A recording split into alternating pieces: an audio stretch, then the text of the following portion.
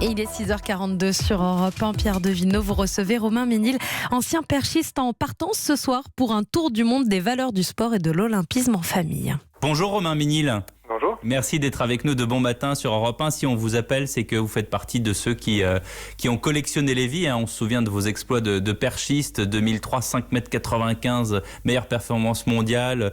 En 2007, médaille d'argent au championnat du monde d'athlétisme d'Osaka. Je ne vais pas citer tous les exploits que vous avez faits. Je signale à ceux qui ne savent pas que vous êtes aussi ingénieur de formation, que vous travaillez chez Orange. Et là, vous avez tout simplement décider de larguer les amarres et de partir, c'est ça ? Exactement, c'est ça. C'est quelque part pour prendre la suite de ma carrière sportive, aller un petit peu plus loin sur le côté et pour répondre à la question à quoi sert le sport, à quoi sert l'olympisme. Oui, alors justement, vous allez faire un road trip qui va durer combien de temps ?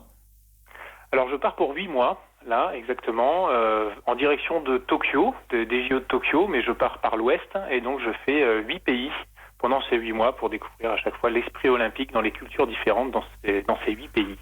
Quels sont-ils ?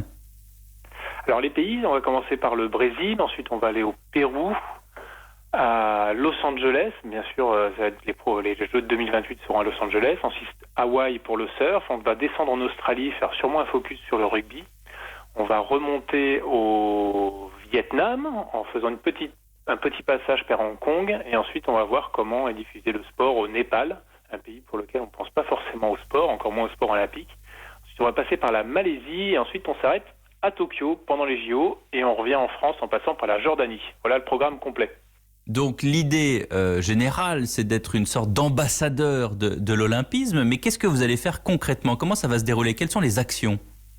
Alors concrètement, dans chaque pays, on va rencontrer un athlète olympique qui prépare les Jeux olympiques de Tokyo pour discuter sur son sport, sur les performances, mais aussi sur sa vision de l'olympisme. C'est vraiment de la découverte là au niveau rencontre.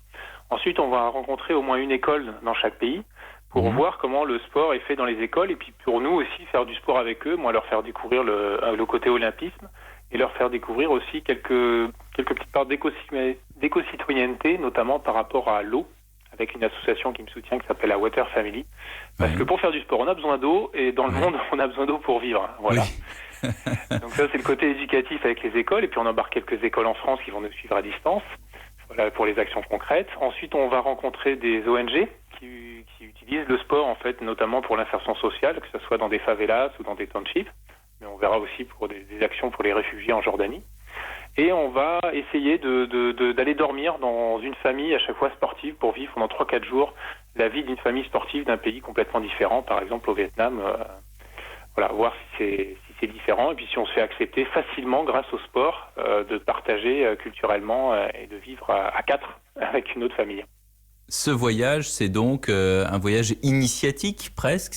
On peut parler presque d'Odyssée si on veut revenir aux origines de l'olympisme et à l'histoire grecque, de la Grèce antique. Ce que je veux dire, c'est qu'au-delà des performances, au-delà du score, de ce qu'il y a sur le chronomètre, c'est une sorte d'accomplissement de soi et d'une nouvelle découverte de la vie, d'une certaine manière.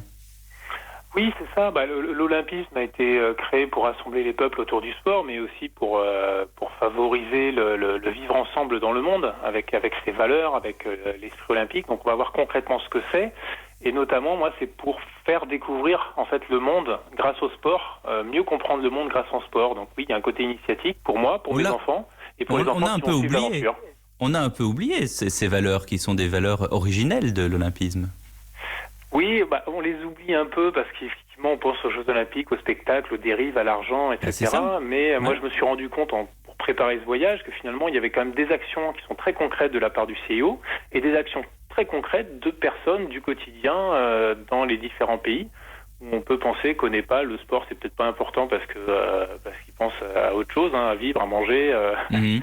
Parce que c'est un pays très pauvre et en fait le sport a vraiment sa place et on va voir si elle a eu sa place par la colonisation, si elle a eu sa place par d'autres biais. Est-ce que par cette initiative que vous avez peut-être l'envie, ou en tout cas c'est une forme d'appel à d'autres sportifs comme vous, de dire venez avec moi, on va créer une bande et puis on va passer le message? Au-delà de passer le message, c'est la découverte. Moi, je pense je ne veux pas forcer les choses ou divulguer les messages. Je veux vraiment montrer ce qui existe. Voilà, ce qui existe au quotidien dans le monde par mon regard d'athlète olympique et puis par le regard de ma femme en tant que maman et par le regard de mes enfants. C'est plutôt ça, plutôt que de chercher à forcer des messages. Non, c'est de voir comment vit le sport dans le monde et comment vit cet esprit olympique. Et alors, ce qui est bien, Romain Ménil, c'est qu'on va pouvoir vous suivre. Vous allez donner de vos nouvelles. Ah ben bien sûr, tout à fait, c'est l'essentiel. Moi, je pars avec des caméras, avec des prises de son. J'ai été formé à la vidéo et à l'audio. Donc, on part réaliser des reportages. Donc, vous pourrez suivre au fil de l'eau sur nos sites internet, Sportifs du Monde au pluriel, sur les comptes Facebook, etc. Et puis à la fin, on pourra peut-être faire un gros reportage complet. Ben, vous savez ce qu'il vous reste à faire, c'est de venir travailler au service des sports d'Europe 1. Voilà, ça pourrait être une suite rigolote. Eh bien, merci de votre fidélité à Europe 1 et merci beaucoup d'avoir été notre invité ce matin. Merci bien. Au revoir. À bientôt. Au revoir.